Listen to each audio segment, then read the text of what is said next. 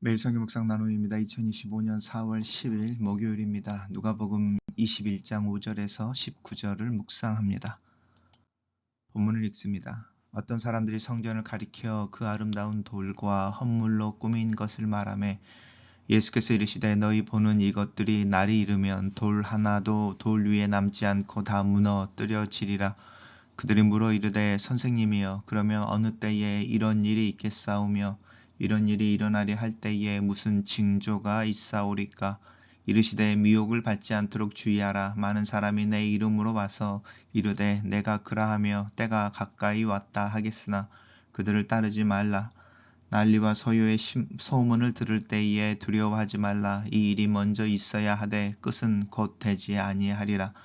또 이르시되 민족이 민족을 나라가 나라를 대적하여 일어나겠고 곳곳에 큰 지진과 기근과 전염병이 있겠고 또 무서운 일과 하늘로부터 큰 징조들이 있으리라. 이 모든 일 전에 내 이름으로 말미암아 너희에게 손을 대어 박해하며 회당과 옥에 넘겨주며 임금들과 집권자들 앞에 끌려가려니와 이 일이 도리어 너희에게 증거가 되리라. 그러므로 너희는 변명할 것을 미리 궁리하지 않도록 명심하라. 내가 너희의 모든 대적이 능히 대항하거나 변박할 수 없는 구변과 지혜를 너희에게 주리라. 심지어 부모와 형제와 친척과 벗이 너희를 넘겨주어 너희 중에 몇을 죽이게 하겠고 또 너희가 내 이름으로 말미암아 모든 사람에게 미움을 받을 것이나 너희 머리털 하나도 상하지 아니하리라. 너희의 인내로 너희의 영혼을 얻으리라. 오늘의 본문은 임박한 심판의 때에 대한 예수님의 가르침입니다. 사람들이 이제 예루살렘 성전을 보고 아름다운 돌 또 헌물 이야기하고 있는데 황금으로 이렇게 둘러싸여 있다든지 이런 모습들인 거죠. 그러니까 아름다운 돌이라고 하는 거는 건물 자체, 건물의 벽이라든지 이제 담이라든지 이제 이런 걸 이야기한다면 지금 헤롯 대왕이죠. 예수님이 태어나실 당시에 왕으로 있었던 헤롯 대왕이 건축을 시작해서 예수님이 지금 33 이야기할 때에 최소 그때까지도 공사가 진행되고 있었으니까 최소한 40여 년 동안 성전이 완공되어지지 않고 공사가 진행되어지고 있었습니다. 많은 경건한 그 유대교인들이 헤롯 대왕은 싫어했지만 헤롯 대왕이 지은 그 예루살렘의 성전은 자랑스러워했다. 아이러니이죠. 그래서 이제 성전을 보면서 그 성전의 아름다움을 이야기합니다. 오늘날도 교회를 아름답게 짓고 싶어하는 이유가 그 건물을 통해서 하나님의 영광이 드러나기를 원한다 이렇게 말하지만 정말인가라고 하는 부분에 우리가 이제 질문을 던져볼 필요가 있습니다. 건물의 아름다움으로 하나님의 영광을 드러낸다. 하나님의 영광이 어떻게 드러나는지에 대한 근본적인 고민이 필요하죠. 예수님께서 말씀하시거늘 날이 이르면이라고 하는 것은 이제 어떤 그 심판의 날에 대한 이야기인데 돌에 하나도 돌 위에 남지 않고 다 무너뜨려지리라. 그리고 이것은 실제로 이제 역사적으로는 AD 70년에 예루살렘이 회파되어지고 성전이 무너지고 이제 유대 지역에 있던 유대인들이 다 흩어져 버리는 그리고 블레셋이라고 하는 사람들이 그 유대 지역에 예수님 당시 유대 지역으로 이주해서 살게 되어지는 그래서 오늘날 우리가 이제 팔레스타인과 이스라엘의 분쟁의 원인이 되어지는 사건이 있는데 이제 그 사건에 의해서 이제 성취되어져 있습니다. 많은 사람들이 이제 복음서들이 70년 전에 쓰여졌다라고 말하는 것 증거 중에 하나가 이제 이 부분입니다. 예루살렘 성전의 파손, 회파에 대해서 이야기하고 있지만 그것이 이루어졌다라는 이야기가 이제 없는 것을 볼 때에 복음서들은 최소한 70년 전에 쓰여진 것들이다 이렇게 예상합니다. 그들이 물어서 이르되 선생님이 어느 때에 그리고 징조가 무엇이겠습니까? 이제 우리가 관심 있는 부분이기도 합니다.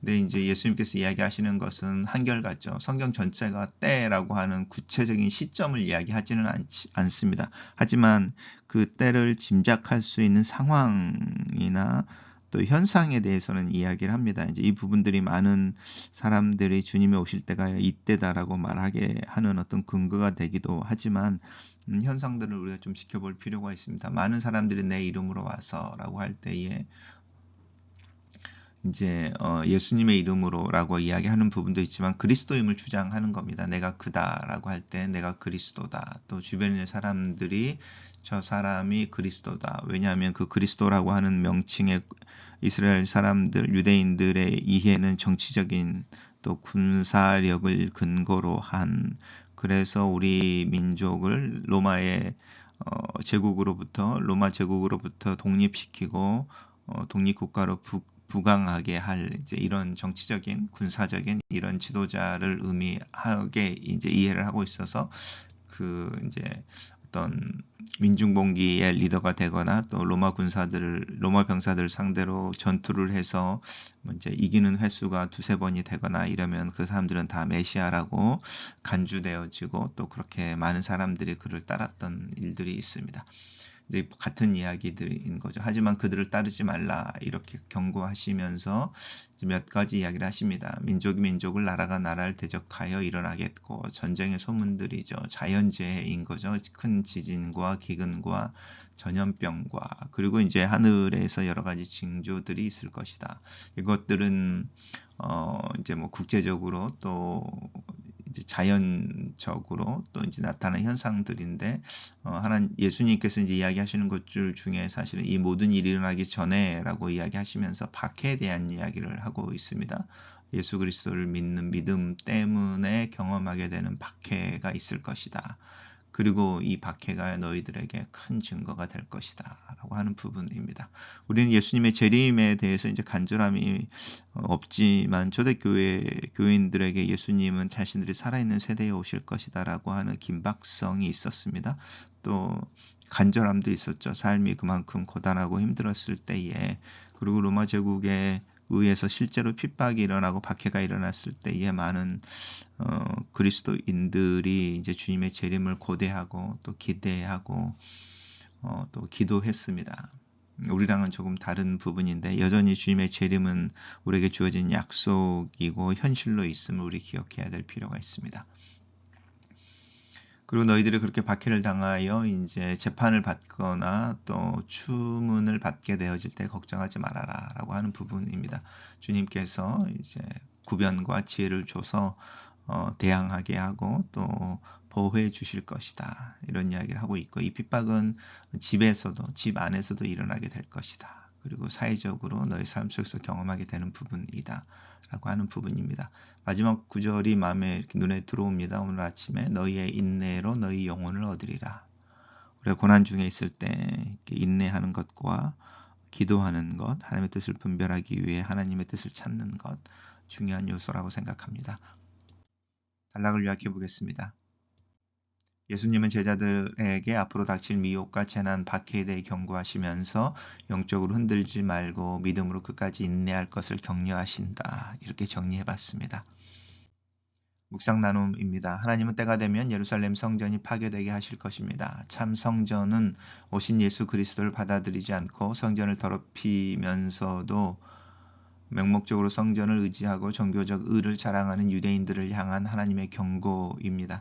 성전의 화려함에 매료된 사람들은 건물을 자랑스러워하거나 성전은 건물이 아니라 예수님이며 성령이 거하는 그리스도인임을 부정합니다.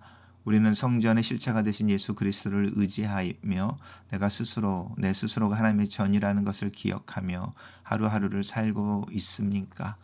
혹시 과거에 출석했던 널리 알려진 유명한 교회 기억을 자랑하거나 지금 이루고 있는 교회의 자금으로 위축되어져 있지는 않습니까?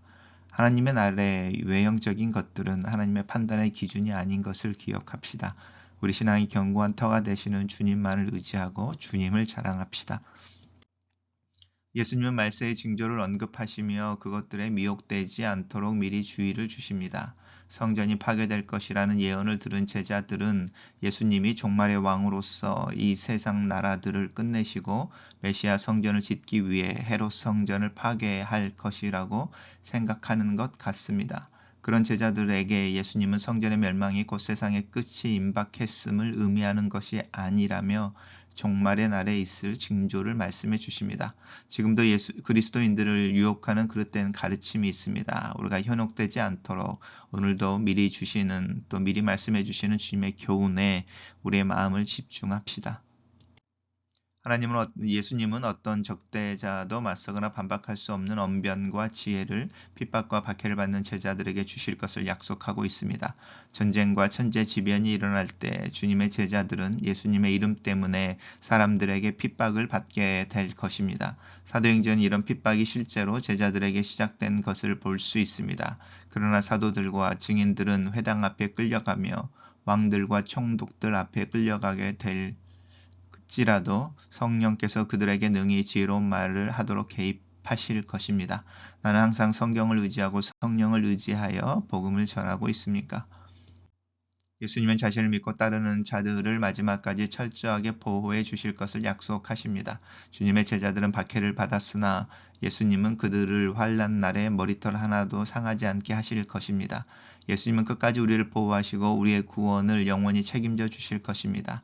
오늘도 가족, 친척, 또 친구들에게서 우리의 신앙으로 인해 얼마든지 박해가 일어날 수 있음을 기억합시다.